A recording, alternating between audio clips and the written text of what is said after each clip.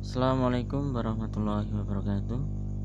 Kembali lagi dengan saya Pak Muhammad Rifauzan di Mapel Ilmu Pengetahuan Alam untuk kelas 8. Alhamdulillah, pada kesempatan hari ini kita bisa berjumpa kembali walaupun tidak bertatap muka secara langsung, tapi kita di sini masih bisa berdiskusi bersama. Nah, kesempatan hari ini kita akan melanjutkan diskusi kita mengenai sistem pencernaan manusia. Pada minggu kemarin kita telah mempelajari mengenai zat-zat makanan yang dibutuhkan dalam tubuh manusia. Nah, untuk minggu ini kita akan membahas mengenai organ yang berperan dalam pencernaan manusia. Nah, organ-organ yang berperan dalam pencernaan itu apa saja akan kita bahas pada kesempatan hari ini. Sesuai dengan peta konsep yang saya sampaikan kemarin, organ-organ yang berperan dalam pencernaan itu dimulai dari mulut, kerongkongan, lambung, usus halus sampai usus besar. Kemudian di sini kita juga akan membahas mengenai gangguan yang terjadi pada sistem pencernaan. Nah, oke. Sistem pencernaan itu merupakan proses mencerna makanan ya, yang mana awal makanan itu berbentuk kasar sehingga dicerna kemudian berbentuk menjadi lebih halus dan lebih sederhana. Adapun prosesnya, Sistem pencernaan pada manusia itu terdiri dari organ pencernaan dan kelenjar pencernaan. Adapun organ pencernaan itu tersusun atas mulut, kerongkongan, lambung, usus halus, usus besar, dan anus. Sedangkan kelenjar pencernaan itu ada kelenjar ludah, pankreas, hati, dan empedu. Nah, ketika kita memakan makanan, proses yang pertama yaitu makanan akan masuk ke rongga mulut. Nah, rongga mulut ya, yang mana di dalam rongga mulut itu akan terjadi atau mengalami proses pencernaan secara mekanik dan kimiawi. Nah, adapun pencernaan secara mekanik itu dilakukan oleh gigi. Nah, ketika kalian mengunyah makanan, nah itu terjadi proses pencernaan secara mekanik yang dibantu oleh gigi. Nah, fungsi dari gigi ya tujuannya untuk mengunyah makanan yang awalnya berbentuk kasar menjadi halus, sehingga makanan itu mudah untuk ditelan. Adapun jumlah gigi antara anak-anak kecil dengan orang dewasa itu berbeda. Untuk jumlah gigi manusia atau seorang dewasa itu jumlahnya 32 buah. Sedangkan untuk anak-anak jumlah giginya itu ada 20 buah. Adapun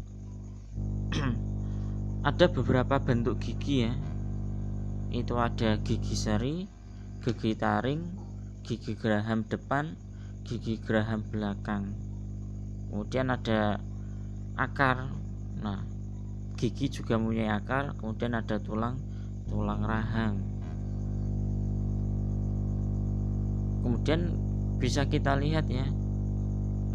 Kita lihat susunan atau struktur dari gigi. Yang pertama ada akar. Nah, akar itu dia tertanam dalam rahang. Kemudian ada enamel, yang mana enamel itu lapisan luar yang keras yang melindungi bagian dalamnya. Kemudian dentin, ada dentin. Nah, dentin itu dia bentuknya itu tidak keras. yang mana dentin itu sebagian besar berbentuk gigi dan bisa merasakan rasa yang sensitif ya ketika jaringan enamel atau lapisan luar tadi menghilang. Kemudian ada pulp. Pulp itu jaringan lunak yang berisi darah dan saraf pasokan untuk gigi. Nah, kemudian ada lidah. Nah, tadi proses pencernaan secara mekanik yang pertama dibantu oleh gigi untuk mengunyah, yang kedua ada lidah. Nah, lidah ini terdiri atas otot lurik dan dilapisi oleh selaput mukosa. Kemudian di permukaan lidah itu ada papila, yang mana fungsi dari papila itu berfungsi untuk mengecap rasa.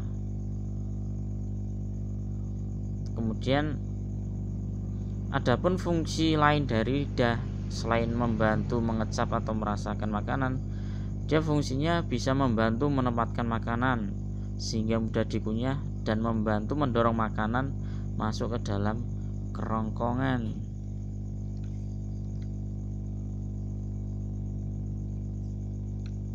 Nah, kemudian selanjutnya ada kelenjar ludah. Nah, kelenjar ludah ya, yang mana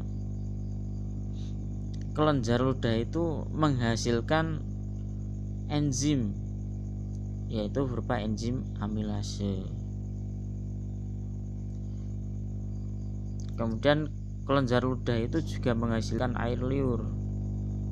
Nah, berikut ada beberapa nama kelenjar ludah ya. Ada 3 macam. Yang pertama ada kelenjar parotis, yang mana kelenjar ini terletak di bagian bawah telinga. Kemudian ada kelenjar submaxillaris. Nah, letaknya itu ada di bawah rahang bawah. Kemudian ada kelenjar sublingualis, letaknya itu ada di bawah lidah. Nah, adapun fungsi lain dari ludah, air liur ya, itu fungsinya untuk membasahi makanan. Kemudian juga berfungsi untuk membunuh mikroorganisme, mencegah mulut menjadi kering, dan sebagai buffer. Kemudian kandungan ludah pada manusia itu terdiri dari air, kemudian mukus, enzim amilase, dan zat antibakteri. Nah, adapun enzim petialin, dia berfungsi untuk mencerna zat tepung menjadi gula atau maltosa.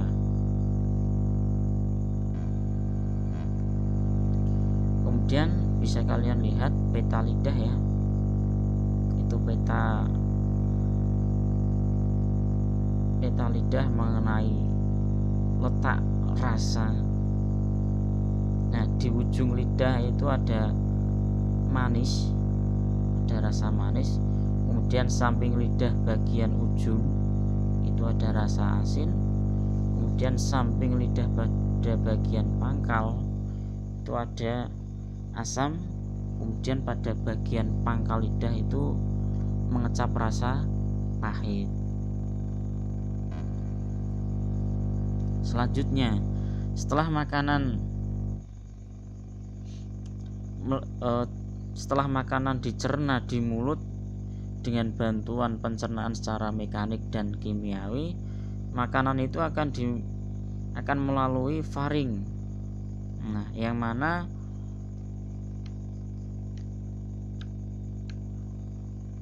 faring itu merupakan jalannya makanan dari mulut menuju ke lambung. Nah, panjang dari faring atau kerongkongan ini sekitar 25 cm dan dia berbentuk tabung dengan diameter 2 cm. Nah, kemudian faring itu merupakan perjabangan 2 saluran, yaitu ada saluran pernafasan pada bagian depan dan saluran pencernaan orofaring pada bagian belakang.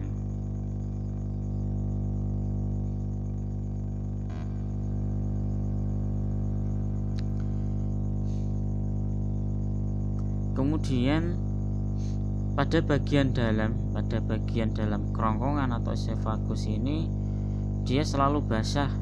Karena apa? Ya karena ada cairan yang dikeluarkan oleh kelenjar mukosa.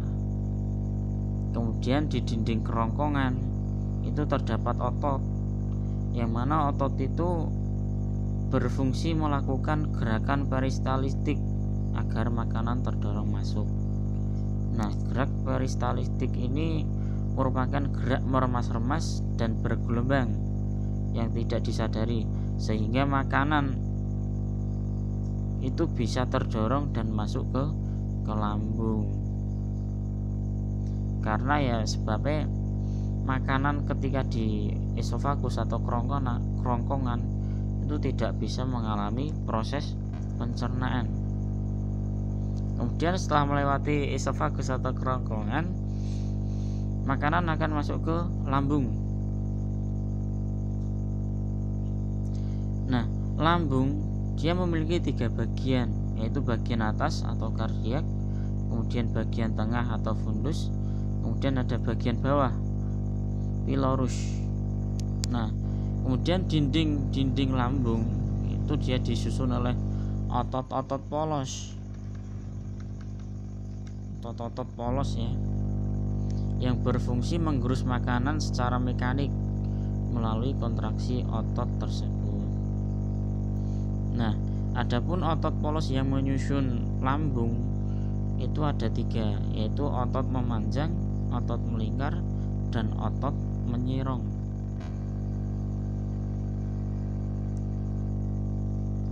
Nah, kemudian makanan yang masuk ke dalam lambung, nah dia akan menyentuh dinding lambung, sehingga ketika sudah menyentuh dinding lambung dia akan mengeluarkan hormon gastrin,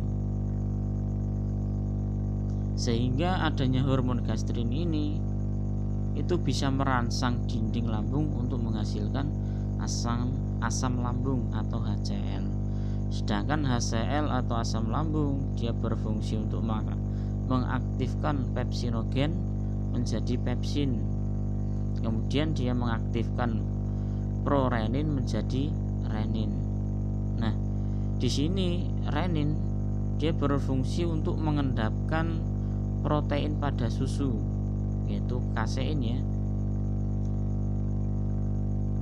Kemudian di lambung dia juga menghasilkan enzim, yaitu enzim lipase, yang mana enzim lipase ini dia berfungsi untuk memecah lemak menjadi asam lemak dan gliserol.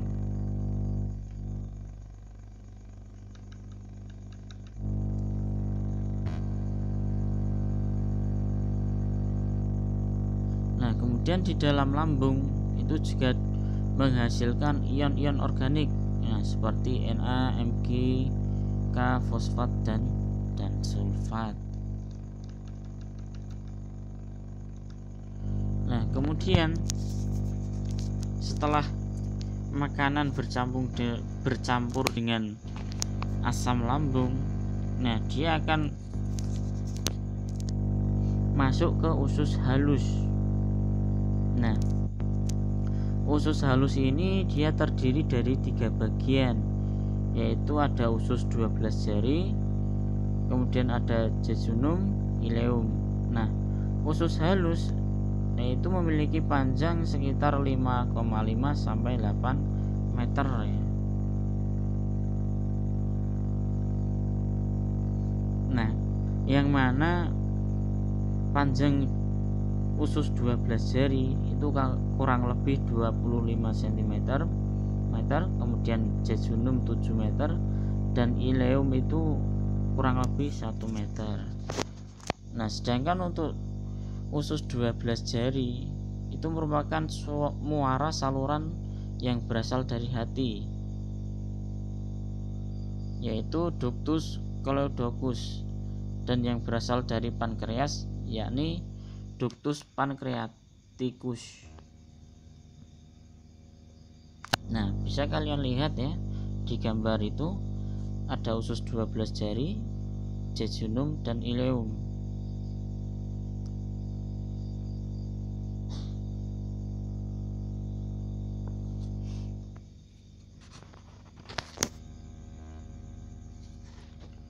Nah, kemudian enzim yang dihasilkan di dalam usus halus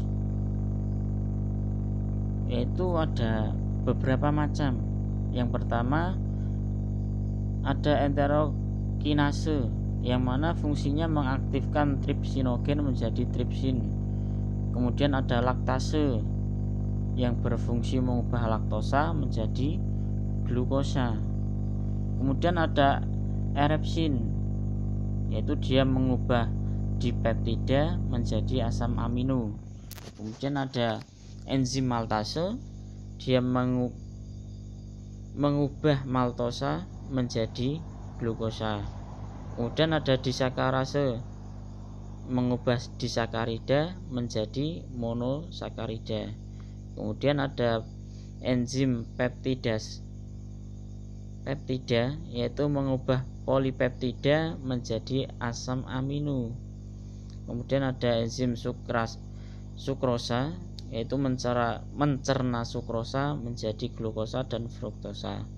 Kemudian ada enzim lipase, dia mengubah trigliserida menjadi gliserol dan asam lemak. Nah, itu ya enzim yang dihasilkan di dalam usus halus.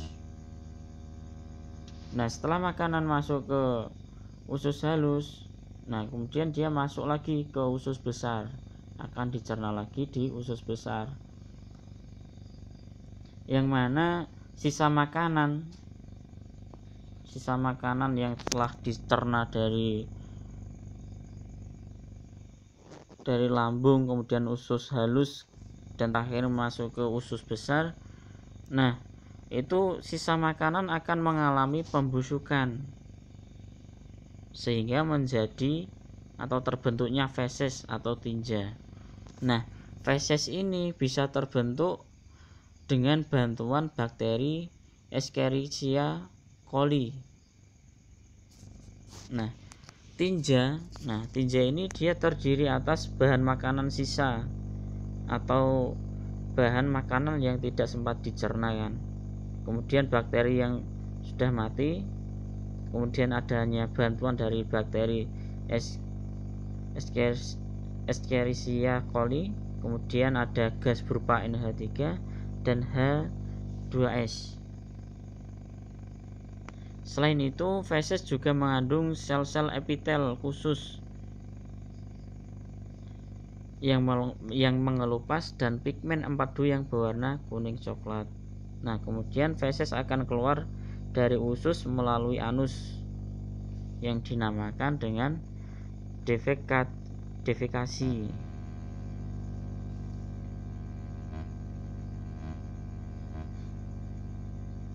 Kemudian feses atau tinja tadi akan keluar melalui anus atau rektum ya. Nah, sebelum dibuang lewat anus, feses ini akan ditampung pada bagian rektum.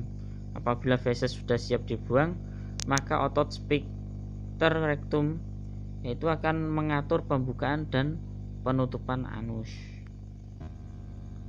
Nah, adapun kelenjar pencernaan yang membantu dalam pencernaan, yang pertama ada pankreas, yang mana pankreas ini letaknya di belakang lambung pada bagian bawah. Kemudian pankreas juga menghasilkan enzim getah pankreas dan hormon insulin dan juga glukagen. Adapun kandungan yang menyusun getah pankreas yaitu ada natrium bikarbonat, kemudian ada amilase, lipase, tripsin dan kimotripsin, kemudian ada peptidase, kemudian ada nuklease. Kemudian ada hati.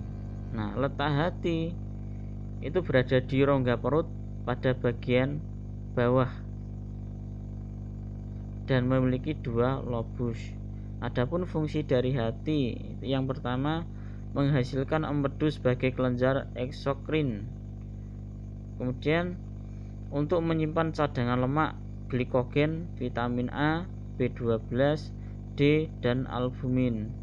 Kemudian sebagai detoksifikasi zat beracun atau menetralkan zat beracun. Kemudian ada kelenjar empedu. Nah, kelenjar ini berfungsi untuk menyimpan empedu yang telah diproduksi oleh hepar dan memiliki fungsi untuk mengemulsi lemak. Nah, selanjutnya ada kelainan pada sistem pencernaan makanan. Yang pertama ada appendicitis, yang mana gangguan ini juga disebut dengan radang usus buntu, yang mana pada umbai cacing itu dia mengalami peradangan akibat infeksi oleh bakteri.